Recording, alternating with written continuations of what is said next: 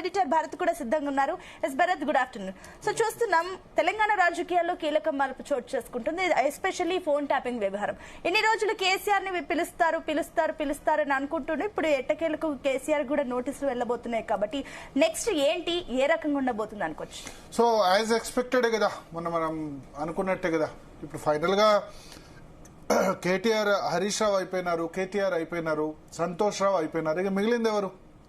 Final గా కేసీఆర్. అంటే ఇప్పుడు ఈ మొత్తం ఫోన్ ట్యాపింగ్ కి సంబంధించి ముఖ్యమంత్రే దీనికి ప్రధాన సూత్రధారిని చెప్తూ వస్తున్నాయి. అంటే ఇన్వెస్టిగేషన్స్, లీక్స్ ఇవన్నీ కూడా ఆయన ఆదేశాల మేరకు ఇదంతా జరిగింది అన్నది కాంగ్రెస్ పార్టీ పర్సెప్షన్, లేకపోతే బీజేపీలో ఆరోపణ చేసిన వాళ్ళ పర్సెప్షన్.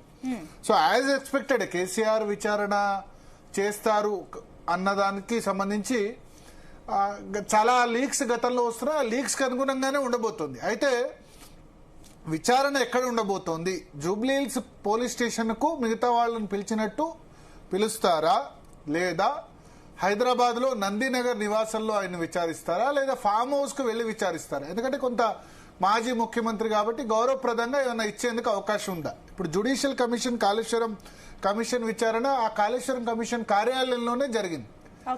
అట్లా కాకుండా ఇది క్రిమినల్ కేసు కాబట్టి క్రిమినల్ కేసులో సాక్షిగా సెక్షన్ 160 సిఆర్పిసి ప్రకారం విచారిస్తారు. సాక్షిగా ఇప్పుడు విచారణ మాత్రమే ఉంటుంది. కేటీఆర్ అయినా, హరీష్ రావు అయినా, తర్వాత సంతోష్ రావు అయినా అందరినీ కూడా సాక్షిగా మాత్రమే విచారించారు. ఇప్పుడు కేసీఆర్ ను కూడా సాక్షిగా విచారిస్తారు. సాక్షిగా విచారణంత మాత్రాన లేటర్ స్టేజ్ లో అక్యూజ్డ్ అంటే నిందితుడిగా చేర్చకూడదని ఏం లేదు. చాలా కేసుల్లో సాక్షిగా విచారించి ఆ తర్వాత నిందితుడిగా కూడా ఇచ్చిన సందర్భం ఉంది. 41 సిఆర్పిసి అంటే సిఆర్పిసి క్రిమినల్ ప్రొసీజర్ కోడ్లోని 41 సెక్షన్ అంటే ఆ సెక్షన్ ప్రకారం ఏంటంటే నిందితుడిగా విచారిస్తున్నట్టు. సో కవితను కూడా మొదట్లో లిక్కర్ స్కామ్ కేసులో మొదట్లో సాక్షిగానే విచారించి ఆ తర్వాత అక్యూజ్డ్ గా నిందితుడిగా చేర్చారు. సో ఇప్పుడు వీళ్ళందరూ ఇప్పుడు కేటీఆర్ విచారణ, తర్వాత హరీష్ రావు విచారణ ఇవన్నీ జరిగినప్పుడు ఆటోమేటిక్ గా అర్థమైంది. అయితే టైమింగ్ ఆఫ్ ది విచారణ ఈ 2 సంవత్సరాల్లో ఇంతకుముందు ఎప్పుడన్నా చేసుంటే ఓకే. మున్సిపల్ ఎలక్షన్ సమయంలోనే ఈ విచారణ చేశారు కాబట్టి డెఫినెట్ గా బీఆర్ఎస్ కు ఒక అనడానికి అవకాశం ఉంది. మున్సిపల్ ఎన్నికలు కాబట్టి ఇది ఒక మోటివ్. ఈ ఎన్నికల్ని ఇన్ఫ్లుయెన్స్ చేయడానికి దీన్ని ఉపయోగిస్తున్నారు. ముఖ్యమంత్రి అమెరికాలో ఉన్నారు, రేపు 30th, 1st వస్తారు. వచ్చిన తర్వాత ఎన్నికల ప్రచారంలో పాల్గొంటారు, 4-5 సభల్లో కూడా పాల్గొంటారని లీక్స్ వస్తున్నాయి. ఆ సందర్భంలో రాష్ట్రంలో దాదాపు 52 లక్షల మంది ప్రజలు ఓటేస్తున్న సందర్భంలో ఈ టైమింగ్ ఆఫ్ ది విచారణ అన్నది డెఫినెట్ గా సస్పీషియస్ యాంగిల్ అయితే కనబడుతోంది. అయితే రాధాకిషన్ రావు ఒక స్టేట్మెంట్ ఇచ్చారు. ప్రభాకర్ రావు తర్వాత ఈ ఫోన్ ట్యాపింగ్ లో ప్రధాన సూత్రధారు రాధాకిషన్ రావు అని చెప్తున్నారు. రాధాకిషన్ రావు కన్ఫెషన్ స్టేట్మెంట్, కన్ఫెషన్ అంటే నేరం చేసుకున్నట్టు ఒప్పుకున్న స్టేట్మెంట్ లో నేరం చేసుకుంటున్నట్టు ఒప్పుకున్న స్టేట్మెంట్ ఏదైతే ఉందో ఆ స్టేట్మెంట్ సంబంధించి చాలా క్లియర్ గా ఒక మాట ఉంది దానిలో. అదేంటంటే పెద్ద ఆయన ఆదేశాల మేరకు మేము చేశాం. పెద్ద ఆయన అంటే ఎవరు?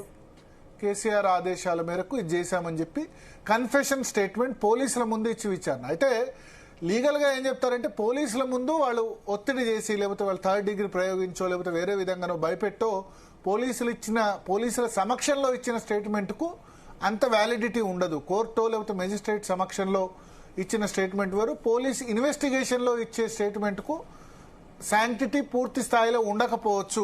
దాని కోర్టులు పరిగణలోకి తీసుకోకపోవచ్చు అని కూడా ఉంది. అయితే ఇప్పుడు బ్రేకింగ్ న్యూస్ అంటుందంటే సిట్ టీం నందినగర్ నివాసానికి చేరుకుంది. ఎందుకంటే కేసీఆర్ రిజిస్టర్డ్ అడ్రస్ బహుశా నందినగర్ అయి ఉంటుంది. ఆయన దీనికి సంబంధించి ఫామ్ హౌస్ లో ఉంటున్నారు, కానీ నందినగర్ లో దాదాపు ముఖ్యమంత్రిగా ఉన్న కాలం అంతా కూడా ప్రగతి భవన్ లో ఉన్నారు.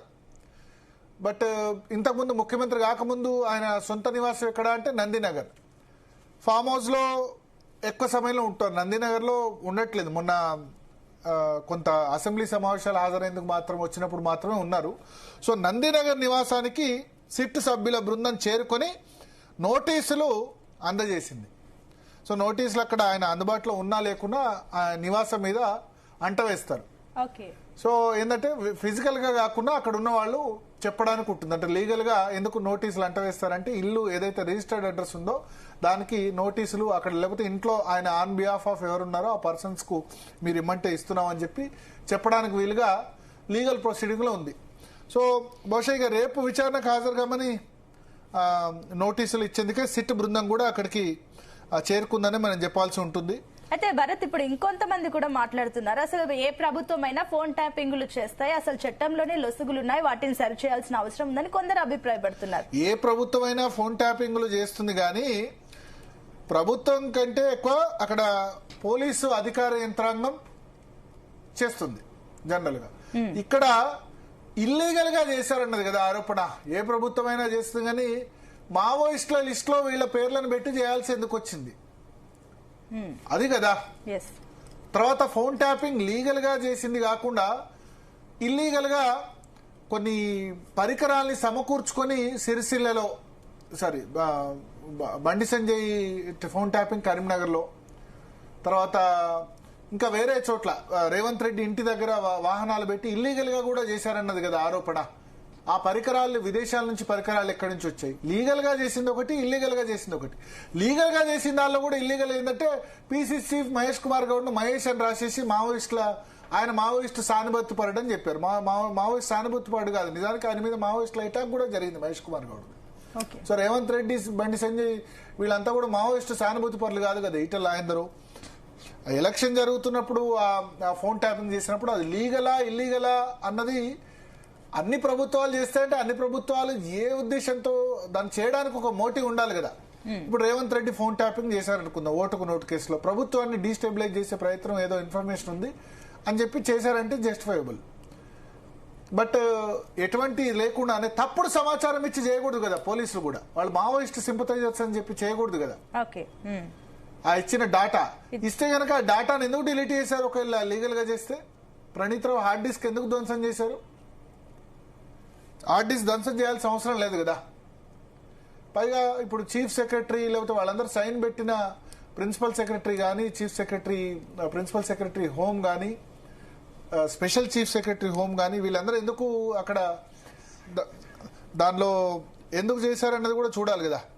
మాట్లాడదాం. మనతో పాటు శరత్ గారు జాయిన్ అయ్యారు ప్రస్తుతం. శరత్